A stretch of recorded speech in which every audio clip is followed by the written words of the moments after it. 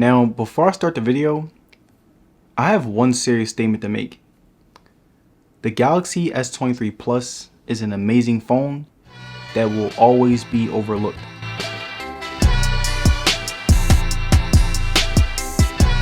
And I say this because the Galaxy S23 Plus checks off all boxes when it comes to an overall solid device, with the only thing holding it back is its price. It has a really good looking display that performs very well, it has a great battery life that was able to last me all day, it has a powerful chip that has a nice advantage when it comes to gaming, and it gave me one of the best experiences that I've had with a Samsung phone. And looking at the S23 Plus, you would say that it's a steal. You get a really good Samsung phone without having to pay the same price as the S23 Ultra, but just like I said in my last video, it's still very overpriced when it comes to the regular S23 or even the Ultra. So many people would rather get the regular S23 if they don't want to spend a lot of money, and they rather get the S23 Ultra if they're going to spend a lot of money. And the S23 Plus is in that weird middle ground, which will ultimately make it overlooked. But besides my opinion on the S23 Plus as a whole, it's a really great phone, and I wanted to show you guys how it holds up after a month of use. Now, the S23 Plus has a 6.6-inch dynamic AMOLED display that was very impressive from the start. Even though it had a 1080p resolution, I think that it still looked really good in person.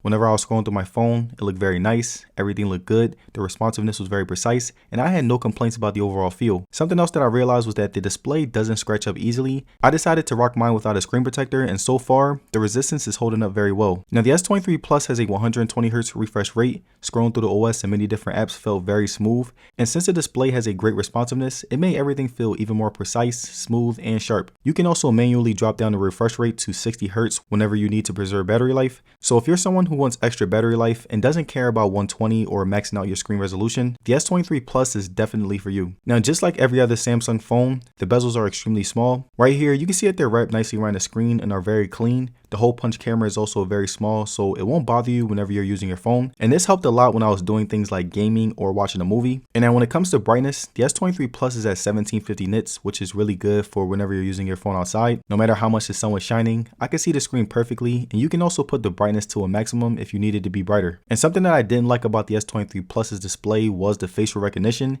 It's definitely gotten better since the last update, but I still feel like it was lackluster at times. But on some other days, it's really not that reliable. The fingerprint scanner was very fast and worked very well, and it honestly was my preferred method when unlocking my phone, and I decided to turn off facial recognition because, again, it really wasn't that reliable. And now when it comes to the size of the S23 Plus, I can't tell you whether or not you will love it or hate it, but I do want to list some pros and cons that you can look out for. Now, the pros of having a big screen is that the viewing experience is much better, the battery is bigger so it'll be able to last longer, and bigger phones tend to have slightly better resolution. Now, the cons of having a big screen is that it makes it much harder to use with one hand. Trying to simply reach the top of the screen requires more work, and you'll need some pretty big pockets if you want to store your phone. But if I'm being honest, I feel like most of us now are used to big phones, so I feel like most of the things I said won't be a problem. Now, the responsiveness still holds up very well and is easily my favorite part of the screen. Its quick and snappiness made the phone feel not only good but fast, and as you can see, it holds up very well with other top tier phones. Now, the resolution and viewing experience of the S23 Plus's display is an amazing benefit when it comes to consuming media and playing games. Gaming was something that I did a ton of when using my S23 Plus.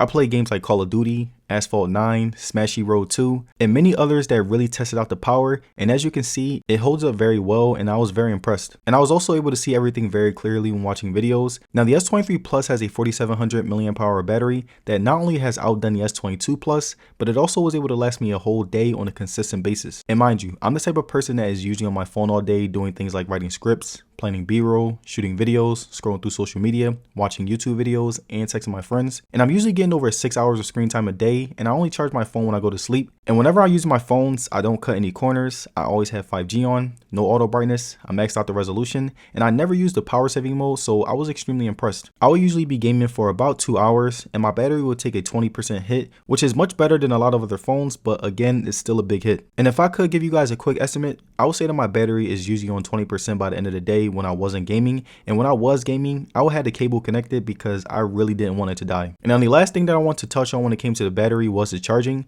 I used my 45-watt fast charger, and my phone was able to charge from 0 to 100% in under an hour. So if you do find yourself in a situation where you forgot to charge your phone, You can put it on the charger while you're running an errand or getting ready for work, and it should be on at least 85% by the time you're done, depending on how long it takes you to get ready. Now looking at software, the S23 Plus supports Android 13 and is also supported by One UI 5.1, and not only was it incredibly smooth, but there are many features that make it the ultimate phone as far as customization. I liked how I could stay connected to my Google apps and calendar to give you that extra customization. I like that I could edit my widgets and make them look dark or transparent to fit certain themes. I could use custom wallpapers. The always on display was much more customizable than most flagships. Samsung DeX was great for whenever I want to watch sports games on my TV. I can edit how I want my display to react to notifications, and there were so many different customizations that you can do to make this phone truly yours. And in terms of software sleekness, it was very sleek. And like I always say, Samsung phones are typically very sharp when it comes to optimizing software, and I also loved how I felt like every bit of the S23 Plus's screen was used. There was no dead space, and they didn't just blow up everything on the screen to make it look bigger. It truly feels like the software is meant for a screen this big. And I also decided to test out some games on the S23 Plus. I play Asphalt 9, which is a game that can really test out the chip, and as you can see, it held up very well and I didn't get any lags while playing. And now the final thing that I wanted to note was that the S23 Plus will be getting 4 years worth of software upgrades, so when it comes to longevity, it's definitely got you covered. Now just like the S22 Plus, the S23 Plus has some really loud speakers that were very good whenever I used them. I would usually use them in the house whenever watching videos on social media or YouTube, and I didn't have to turn it all the way up because of how loud they were on the lower tiers of volume. I tested out how they sounded when playing music, and if I'm being honest, they're loud, and I was surprised to say that I didn't experience a dip in quality. And I also tested out the S23 Plus as my alarm, and I had no problem waking up from it. And I usually test out alarms on my phones, but I feel like most of them are pretty good. Even if you do have to set multiple alarms, it still does the job. So again, the S23 Plus was pretty good. Now the Galaxy S23 Plus has a 50 megapixel main camera along with a 10 megapixel telephoto and 12 megapixel selfie with a 12 megapixel ultra wide. And based on my usage over the past month,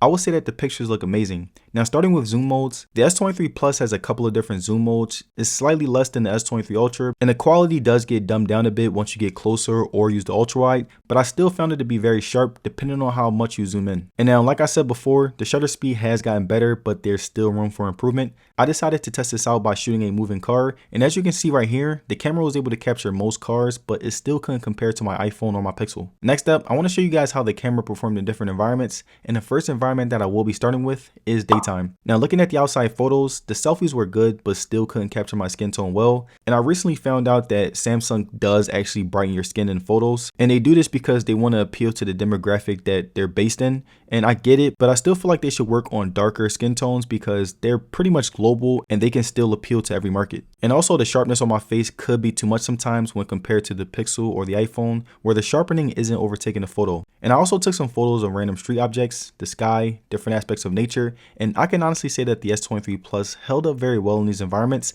and I'm really impressed since the sharpness did a lot better with the main camera. Now taking a look at inside photos, the S23 Plus was able to capture everything very nice, and I found the pictures to be slightly less aggressive than the outside photos in terms of sharpness. Whenever I took selfies, it didn't look good because again, it will make me look lighter than I actually am, and the brightness didn't correlate as well. And now when it comes to shooting video, the S23 Plus is a really good phone that was able to capture quality shots. You have many different modes and frame rates to choose from, and in terms of resolution, you have 720p all the way up until 4K, and as far as frame rates, you have 24, 30, and 60. And I prefer to shoot my videos in 4K at 30 frames per second because not only does 4K look really good, and most people can't really connect to 8K because most people don't have 8K monitors. I also shoot in 30 frames because it makes it look smoother than 24, but it's also not as unrealistic as 60. Now when it comes to video stabilization, it was pretty good. I shoot videos with my phone, so whenever I'm shooting my subject, I can use everything handheld and the movements will be very smooth, which was very impressive. So all in all, I would definitely say that the S23 Plus has a good video camera that will give you some consistently good shots. So if you're someone who wants to shoot content or you just want a solid camera,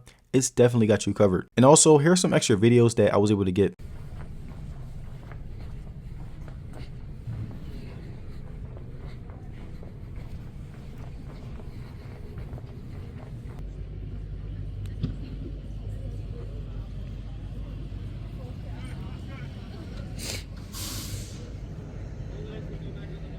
So here's the final question. Is the Galaxy S23 Plus worth buying? Well, I would say that if you want the premium Android experience and you really don't want the S23 Ultra, I would say it's worth it. But if you want a phone that will give you good value, I will say that the Pixel 7 Pro is better. And just like I said on my 1 week review on the S23 Plus, I definitely do feel like there are better options out there. Don't get me wrong, the S23 Plus is an amazing phone and you'll have a really good time with it. But if you want a cheaper phone that can do just as much, you can go with the Pixel 7 Pro. But if money isn't really a problem for you and you just really want an S23 Plus, I think that it's a phone that you'll be very satisfied with. And it also has really good customization. It has that signature Samsung software and it'll just give you a great experience. But there it is, you guys, my review on the Galaxy S23 Plus. And if you have any questions for me, you can ask them in the comment section down below. And again, thank you for watching today's video, and I'm gonna see you guys in the next one. Peace.